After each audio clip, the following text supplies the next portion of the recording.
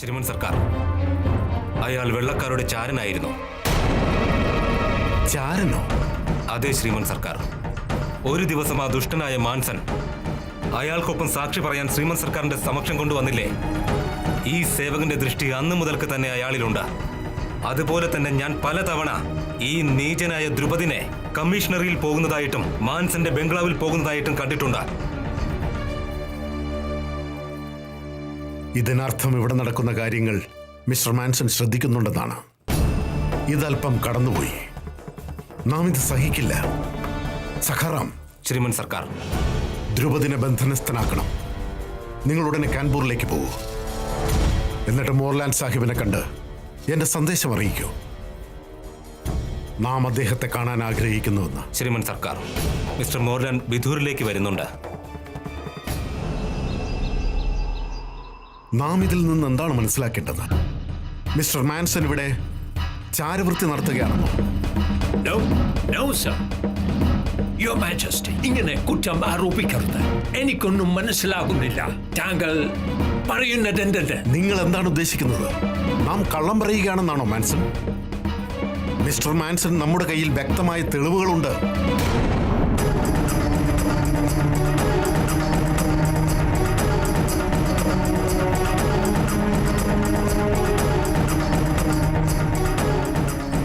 താത്യ, ദ്രുപദിനെ കൊണ്ടുവരും.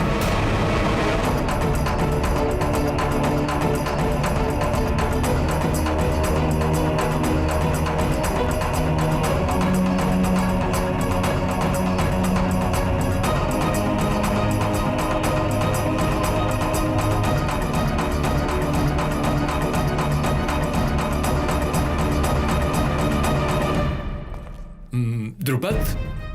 ഏത് ദ്രുപദ്? അയാളുമായി എനിക്കെന്താ റിലേഷൻ? അത് നമുക്കറിയേണ്ട വിഷയമല്ല.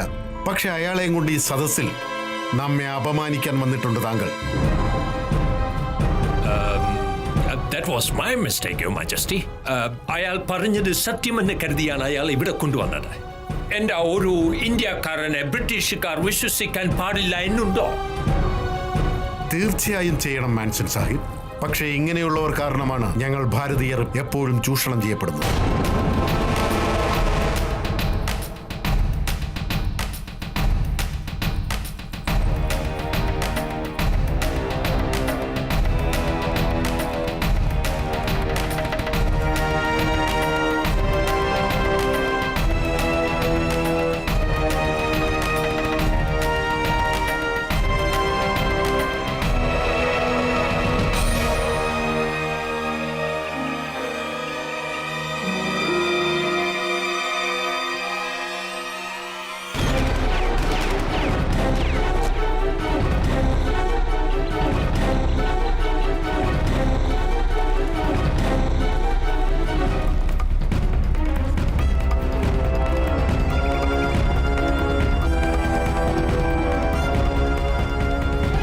സഖാറാം, ചോദിക്കൂ ഇയാളോട് രാത്രി മുഴുവൻ കൊട്ടാരത്തിന് പുറകിൽ എന്ത് ചെയ്യുകയായിരുന്നു എന്ന്.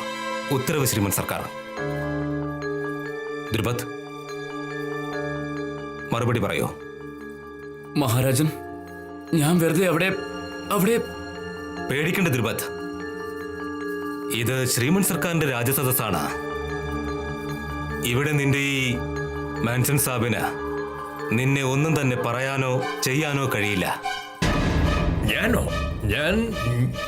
Why should I say anything to him? Answer them. സർക്കാർ, ഞാൻ വെറുതെ. എന്ത് ഞാൻ?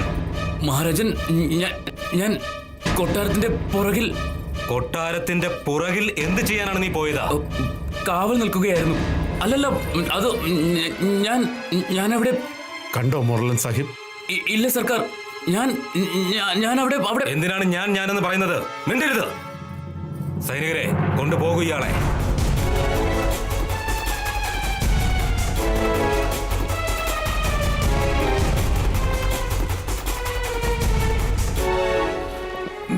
Sir, അത് റുട്ടീൻ റൗണ്ട്സിനായി നമ്മുടെ സോൾജേഴ്സ് ഡ്യൂട്ടി ചെയ്യാൻ പോകും.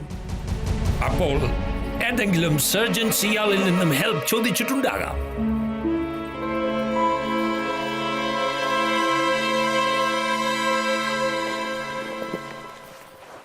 എല്ലാ കാര്യങ്ങളും നമുക്ക് മനസ്സിലായി കഴിഞ്ഞു, your majesty. It's a small misunderstanding. Mister Manson നിങ്ങൾ പറയുന്ന തരത്തിലുള്ള ഒരു ഇന്റൻഷനുമില്ലായിരുന്നു. ബട്ട് വീണ്ടും ഞാൻ അപ്പോളജൈസ് ചെയ്യുകയാണ്.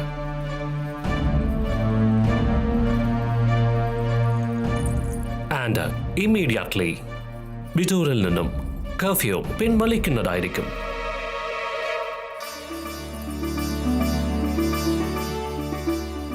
നന്ദിയുണ്ട് മോർലൻ സാഹിബ്, നന്ദിയുണ്ട്. Your majesty, we love Indians. തിരിച്ചും ആ സ്നേഹം വേണമെന്നാണ് നമ്മുടെ ആഗ്രഹം.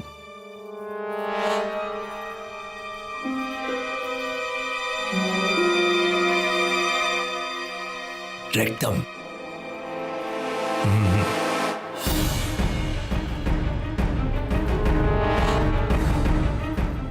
അതെ, രക്തം. രാത്രിയിൽ വെടിയേറ്റു അല്ലേ? വെടിയോ? കളരിയിൽ അഭ്യാസം നടത്തിക്കൊണ്ടിരിക്കുന്ന സമയത്ത് മുറിവേറ്റതാണ്. Sword fight. Nice game. Your Majesty, നാം ആഗ്രഹിക്കുന്നത് ഇന്ത്യൻസും ബ്രിട്ടീഷേഴ്സും ഒരുമിച്ച് ചേർന്ന് ജീവിക്കണമെന്നാണ്. പരസ്പരം കൾച്ചേഴ്സ് മനസ്സിലാക്കി പഠിക്കണമെന്ന്. Believe me, എൻ്റെ വൈഫിന് നിങ്ങളുടെ festivals, folk music and games, ഇതെല്ലാം വളരെ ഇഷ്ടമാണ്. എന്തുകൊണ്ട് നമുക്ക് ഒരുമിച്ച് ചേർന്ന് പരസ്പരം ട്രഡീഷൻസ് പഠിച്ച് enjoy ചെയ്തുകൂടാ? Brilliant idea, sir. Why don't we start with the sword fight? That's great. അങ്ങനെ പറയുന്നു, യുവർ മാജസ്റ്റി. ഇതാണ് നാം ആഗ്രഹിക്കുന്നത് മോർലൻ സാഹിബ്. നാം എല്ലാവരും സുഖവും സമാധാനവുമായിട്ട്. ഓക്കെ, യുവർ മാജസ്റ്റി, ഞാൻ കേട്ടിട്ടുണ്ട് അങ്ങയുടെ സെർവന്റ് വളരെ നന്നായി വാൾഫൈറ്റ് നടത്തുമെന്ന്. എനിക്കും കുറച്ചൊക്കെ അറിയാം. Let's have a practice match. ഞാൻ വളരെ കാലമായി പ്രാക്ടീസ് ചെയ്യുന്നു. താങ്കളുടെ ഈ വാരിയറിൽ നിന്നും കുറച്ചെങ്കിലും പഠിക്കാം. തീർച്ചയായും നാം ഇതിനുള്ള തയ്യാറെടുപ്പുകൾ നടത്തിത്തരാം.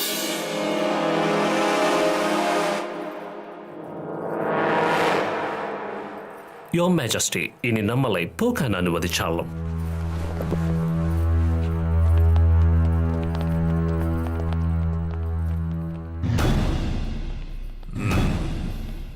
പ്രാക്ടീസ് ഗ്രൗണ്ടിൽ നമുക്ക് കാണാം.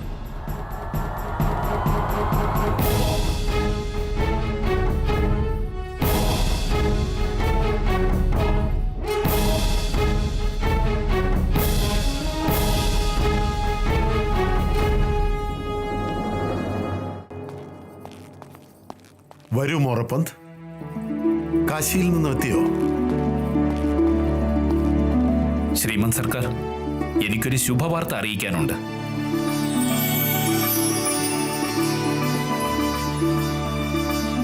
എന്ത് ചേച്ചി പറയുന്നതൊന്ന് കേൾക്ക് ചേച്ചി. ഇല്ല, മുത്തശ്ശിയോട് മാത്രമല്ല, ഞാൻ അച്ഛനോടും പോയി പറയും, എല്ലാവരോടും പറയും. മോറപ്പന്ത്, താങ്കൾ ഒരു ശുഭവാർത്ത തന്നെയാണ് നൽകിയിരിക്കുന്നത്. അച്ഛാ, അച്ഛാ, അച്ഛാ, മനു. മോളെ ഇന്ദു, കണ്ടോ, നമ്മുടെ ഇന്ദുമോള് വന്നിരിക്കുന്നു. എന്റെ പൊന്നു മോള്. മോളെ അച്ഛാ. ഇന്ദു, മോളുടെ വിവാഹം കാശിയിലെ രാജകുമാരനുമായിട്ട് തീരുമാനിച്ചിരിക്കുകയാണ്. നിനക്കറിയോ ഇതൊക്കെ ആര് കാരണോ സംഭവിച്ചതെന്ന്? നമ്മുടെ മനു കാരണം.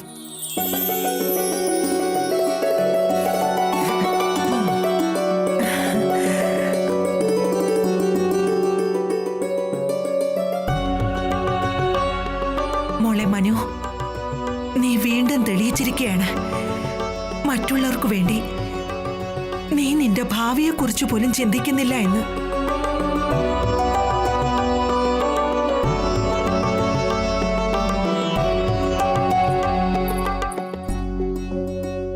ഭഗവാന് ചുറ്റും ഇരുട്ടില്ല, പ്രകാശം മാത്രമേ ഉള്ളൂ. നിനക്കറിയോ, മനുവിന്റെ അച്ഛൻ അവൾക്ക് വേണ്ടി വരനെ അന്വേഷിച്ച് കാശിയിലേക്ക് പോവുകയാണെന്ന് അവൾ അറിഞ്ഞപ്പോൾ അദ്ദേഹത്തിന്റെ സഞ്ചിയിൽ നിന്നും ആരും അറിയാതെ അവളുടെ ജാതകം എടുത്തു മാറ്റി അതിൽ നിന്റെ ജാതകം വെച്ചു. ആ ഇവളെയാണോ നീ വെറുക്കുന്നത്?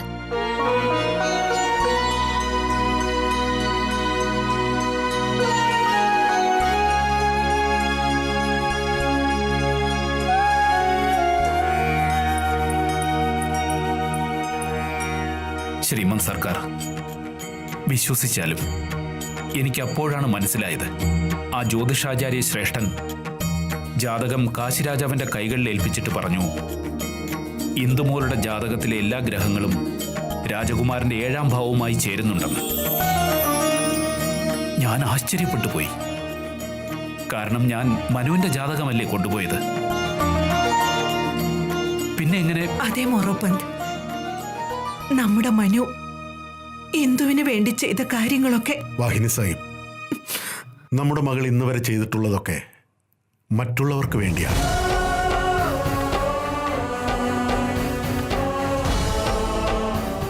ബ്രിട്ടീഷുകാർ പാവങ്ങളോട് ക്രൂരത കാട്ടിയപ്പോൾ ഇവളുടെ രക്തം തിളച്ചു. ഇതേ ബ്രിട്ടീഷുകാർ കാൺപൂരിലെ ഒരു പാവം കർഷകന്റെ തലപ്പാവ് തട്ടിത്തെറിപ്പിച്ചപ്പോൾ സർവരും കാഴ്ചക്കാരായി നിൽക്കുകയായിരുന്നു. അപ്പോൾ നമ്മുടെ മകൾ അവരെ അവരുടെ കളിയിൽ പരാജയപ്പെടുത്തി മനസ്സിലാക്കി കൊടുത്തു. ഒരു ഭാരതീയന്റെ തലപ്പാവ് തട്ടിയെറിയുകയാണെങ്കിൽ അയാളുടെ തലയിൽ അതേ തലപ്പാവ് ആദരവോടുകൂടി തിരികെ വെക്കേണ്ടി വരുമെന്ന് അയാൾക്കത് ചെയ്യേണ്ടി വന്നു.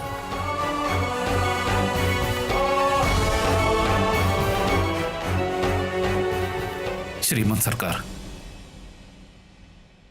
ഒരച്ഛന്റെ സ്ഥാനത്ത് നിന്ന് എനിക്കൊരിക്കലും മനസ്സിലാക്കാനാവുന്നില്ല ഇനി എനിക്ക് എന്ത് ചെയ്യാനാവുമെന്ന്. ഇവൾക്ക് ഇനിയൊരു വരനെ ഇല്ല മൊറപ്പന്ത്,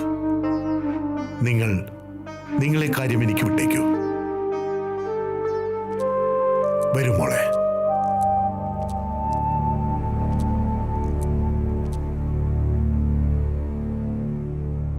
ഇവൾക്കുള്ള വരനെ നാം കണ്ടെത്തും.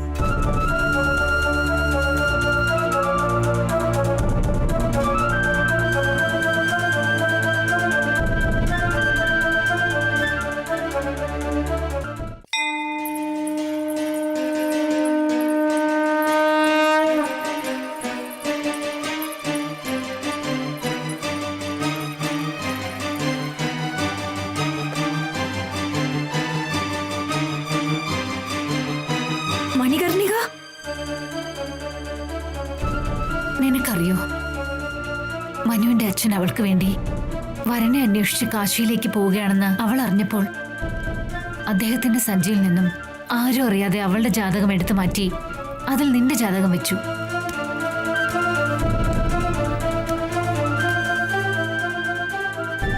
എന്ത് ചേച്ചി?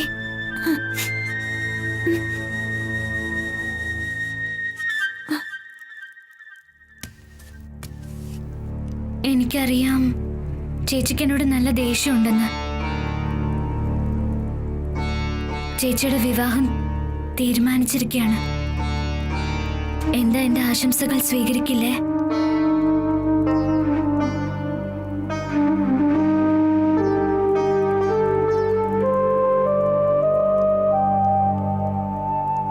മനു,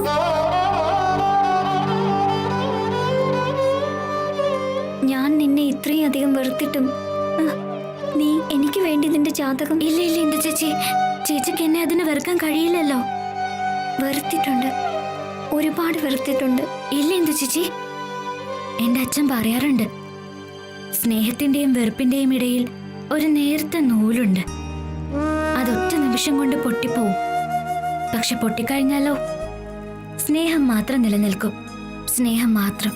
എന്നോട് ക്ഷമിക്കും മനു, എന്നോട് ക്ഷമിക്ക്. അങ്ങനെ പറയരുത് എന്താ ചേച്ചി, ചേച്ചി എന്നെക്കാളും വലുതാ. ക്ഷമ ഞാനാ ചേച്ചിയോട് ചോദിക്കേണ്ടത്. നീ അതിനൊന്നും ചെയ്തില്ലല്ലോ. ഞാനല്ലേ നിന്നെ ഒരുപാട് വിഷമിപ്പിച്ചത്. ഇന്നു മുതൽ ഞാൻ ഈശ്വരനോട് പ്രാർത്ഥിക്കുന്നത് എനിക്ക് എന്തൊക്കെ ലഭിച്ചിട്ടുണ്ടോ അതിനേക്കാളും 100 ഇരട്ടി നന്മ നിനക്ക് കിട്ടണമെന്നാ. നീ കാരണം കഴിയാത്തോണ്ടല്ല, നേരെ മറിച്ച് നീ ഇതിന് അർഹയായതുകൊണ്ടാ. മനു, ക്രാന്തി ഗുരുവിന്റെ പേരിൽ നീ എന്തൊക്കെ ചെയ്താലും അതിൽ നീ വിജയം കൈവരിക്കും.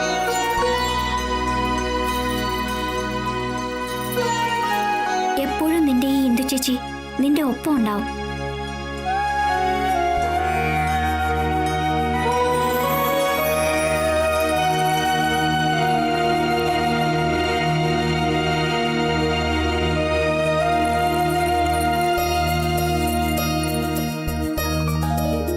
ഇതാ നിന്റെ ജാതകം.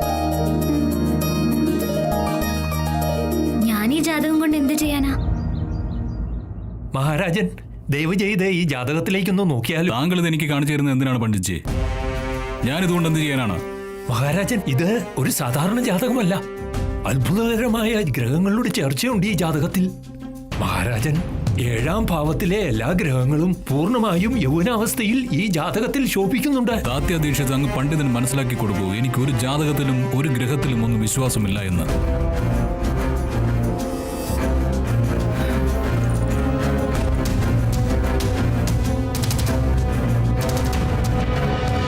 ക്ഷമിക്കണം മഹാരാജൻ, അങ്ങയ്ക്ക് നന്നായിട്ട് അറിയാമല്ലോ അങ്ങയുടെ ഝാൻസി ഇപ്പോൾ വളരെ വിഷമഘട്ടത്തിലാണെന്നുള്ള കാര്യം.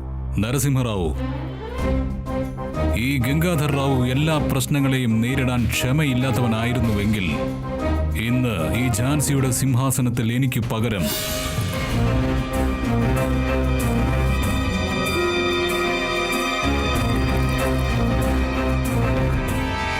മറ്റാരെങ്കിലും ഇരുന്നേനെ.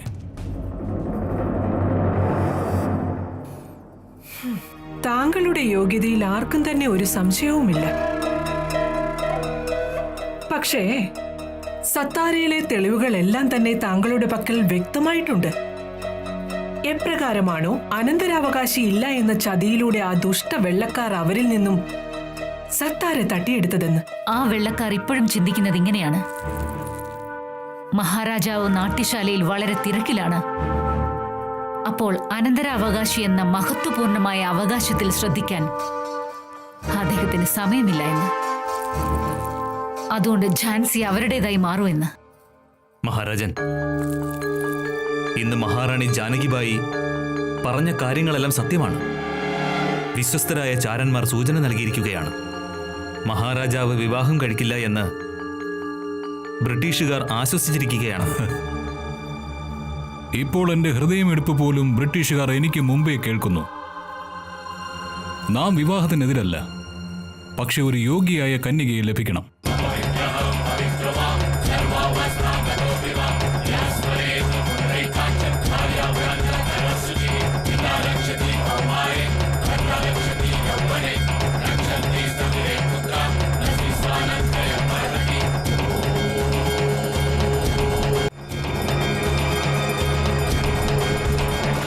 ഒരുപക്ഷെ ശ്വേതാംബരിയുടെ ഗ്രഹങ്ങൾ നമ്മുടെ ഝാൻസിക്ക് ശുഭകരമാണെങ്കിൽ നാം അവരെ തീർച്ചയായും കാണാൻ ആഗ്രഹിക്കുന്നു.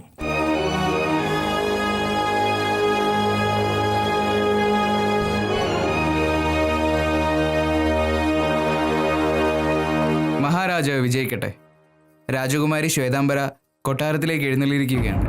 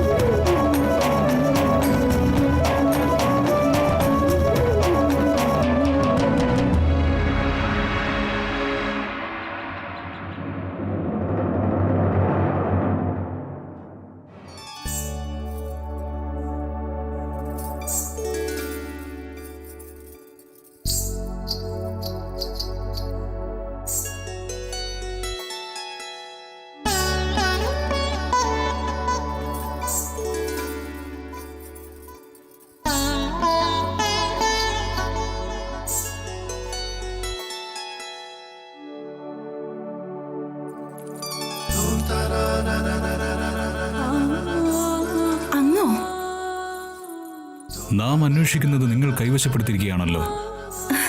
യാ അല്ലാ, ഞാൻ എന്താണ് കൈവശപ്പെടുത്തിയിരിക്കുന്നത്? നമ്മുടെ ഹൃദയം. വെറുതെ. അങ്ങ് വളരെ മഹാനാണ്. ഞാൻ ഏറെ നേരമായി കാത്തിരിക്കുകയാണ് അങ്ങയെ. അപ്പൊ ഇനി ഒരുപാട് കാത്തിരിക്കേണ്ടി വരും നിനക്ക്. നിങ്ങൾ എന്താണ് ഈ പറയുന്നത്? ഞാൻ കള്ളമല്ല പറയുന്നത് മോളെ. ചാൻസി മുഴുവൻ ഇക്കാര്യമാണ് ചർച്ച ചെയ്യുന്നത്. എന്ത് കാര്യം? കൊട്ടാരത്തിൽ ഏതോ വലിയ രാജ്യത്തെ രാജകുമാരിയാണ് എത്തിയിരിക്കുന്നത്. മഹാരാജാവിന്റെ വിവാഹം നടക്കാൻ പോവാണ്.